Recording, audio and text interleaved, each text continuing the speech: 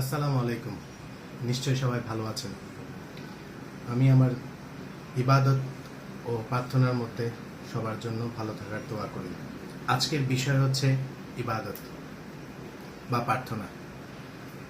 ইবাদত আমরা কম বেশি সবাই করি, হয়তো কেউ বেশি, হয়তো কেউ কম।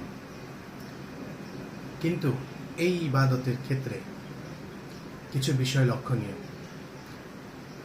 ধরেন আমি ইবাদত করে বের হলাম, হ্যাঁ, আমি ইবাদত করলাম, কিন্তু ইবাদত করে আমি যদি মানুষের ক্ষতির চিন্তা করি, সেটা কি ইবাদত? আমি সারাক্ষণ স্রষ্টার প্রার্থনা করলাম, প্রার্থনা শেষ করে মাত্র আমি যদি মানুষের নামে গীবত করি, সেটা কি প্রার্থনা বা ইবাদত?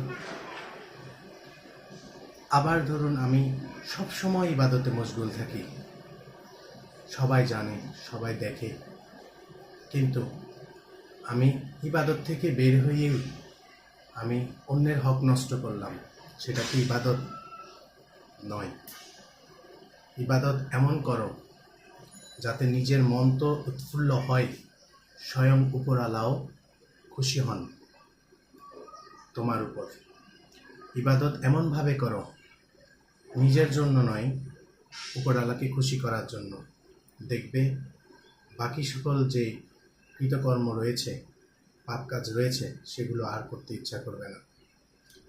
তাই ধার্মিক হও, এমন ধার্মিক হও যেটা সমাজ ও মানুষের কল্যাণে কাজে লাগে। এমন ধার্মিক হইও না যেটা ধার্মিকতা করার পরেও তুমি নিজের আত্মশুদ্ধিটা উপলব্ধি করতে পারলে না। ধন্যবাদ।